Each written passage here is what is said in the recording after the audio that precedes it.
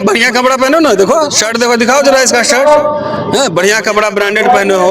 तो ये जो मनुवादी लोग हैं वो देख के अच्छा लगता होगा, कितना बढ़िया शर्ट पहने घूम रहे हो गोगल्स लगा के, तो इतना ही अच्छा लगता है। ऐसा ऐसा काम करेगा कि तुम्हारे शर्ट उतर जाए, तुम्हारे जीन्स उतर जाए, गोगल।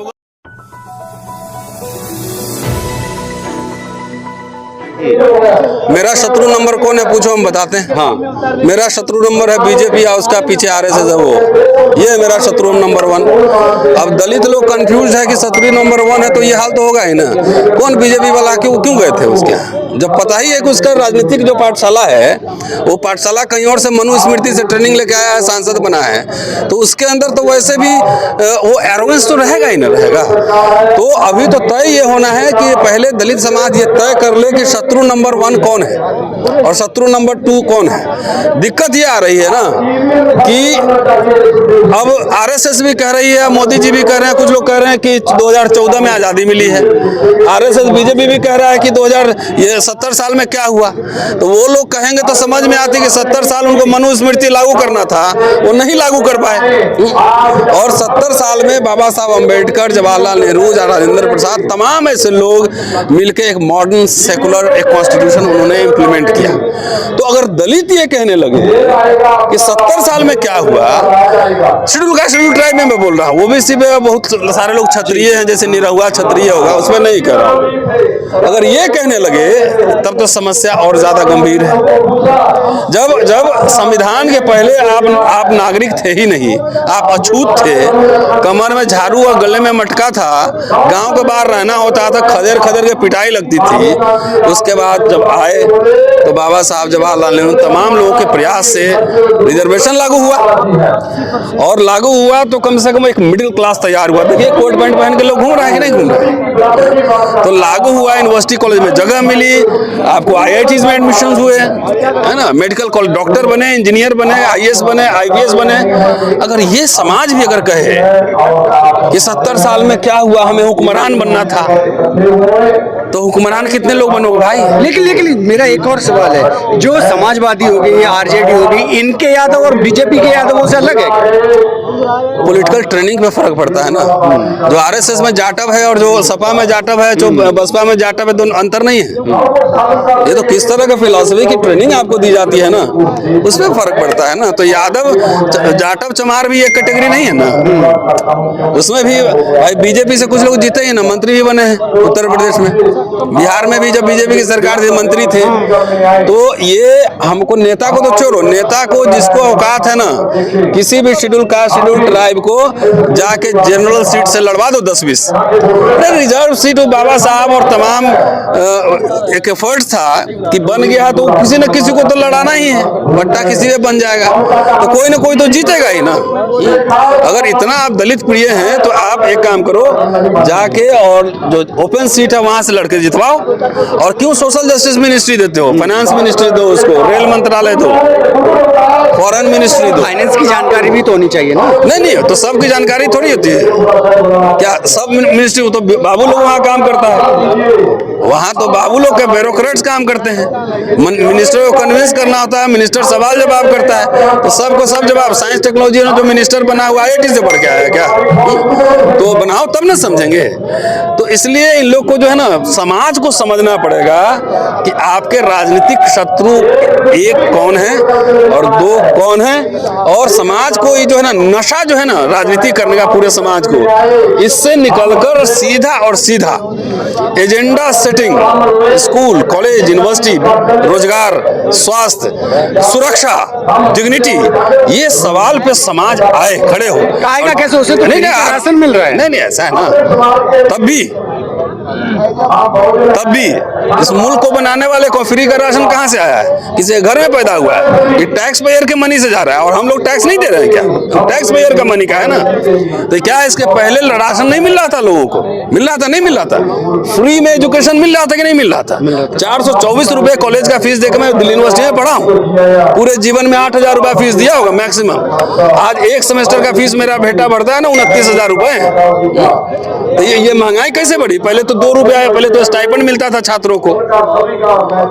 मोदी सरकार से पूछिए और सरकारों से कितने स्कॉलरशिप दे रहे हो, कितने बढ़ा रहे हो, क्या क्या कंडीशन लगा रहे हो।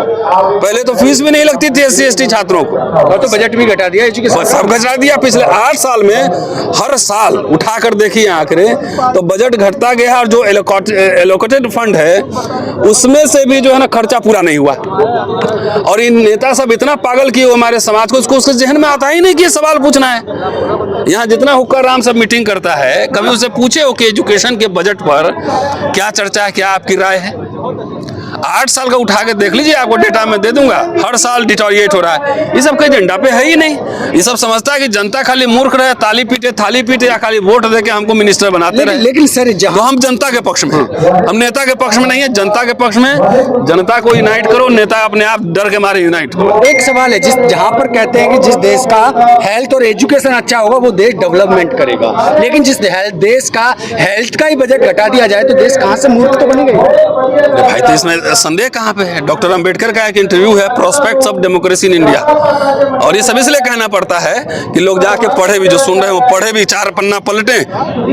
उन्हें उसमें जो आइडियाज उन्होंने दिए हैं, पूरा ग्रेडेड इनइक्वालिटीज, हायरार्की, ये ऐसा समाज है जाति पर आधारित, जो जिस जन्म लेता है वही काम करता है, इतना आधारित है। तो अब तुम लोग बढ़िया कपड़ा पहनो ना, देखो शर्ट, देखो दिखाओ जरा इसका शर्ट, बढ़िया कपड़ा ब्रांडेड पहने हो, तो ये जो मनुवादी लोग हैं वो देख के अच्छा लगता होगा, कितना बढ़िया शर्ट पहने घूम रहे हो गोगल्स लगा के, तो अच्छा नहीं अच्छा लगता। ऐसा ऐसा काम करेगा कि तुम्हारे शर्ट उतर जाए, तुम्हारे जीन्स उतर जाए, गोगल्स भी निकल जाए, और जाओ खेत में BP और शुगर ठीक करते रहो। ऐसा ऐसा साजिश होगा ये। आरक्षण खत्म, प्राइवेटाइजेशन आ गया, खत्म, नौकरी खत्म। लोग समझ क्यों नहीं रहे? नहीं समझ रहे हैं कि नेताओं ने और जो बड़े बड़े संगठन चलाने वालों ने उनको जो है नशे में रखा हुआ है। इसीलिए हम लोग जैसे आम लोगों की जिम्मेदारी है कि नशा निकाले, सुई उसको लगाओ, पहले एंटीडोट दो।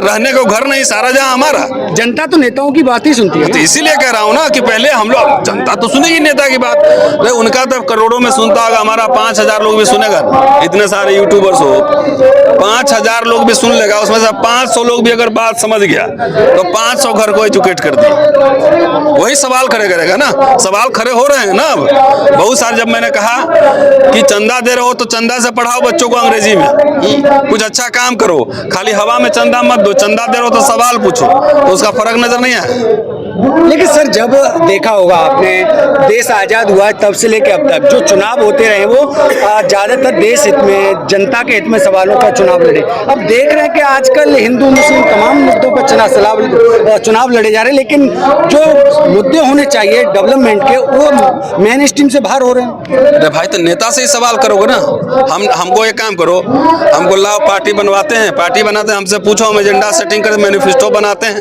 बाबा साहब जब इंडिपेंडेंट लेबर पार्टी बनाए तो उसका भी मैनिफेस्टो बनाए, जब शेड्यूल कास्ट फेडरेशन बनाए उसका भी मैनिफेस्टो जारी किए, जब उन्होंने इंडिपेंडेंट लेबर पार्टी उनके डेथ के बाद हुआ है अस्तित्व में, तब भी जो है, sorry RPI, republican party of India, ठावले नहीं अम्बेडकर, अच्छा। उनके साथ 2 लोग और थे, नाम भूल रहा हूं अभी, तो उनका भी मैनिफेस्टो जारी हुआ।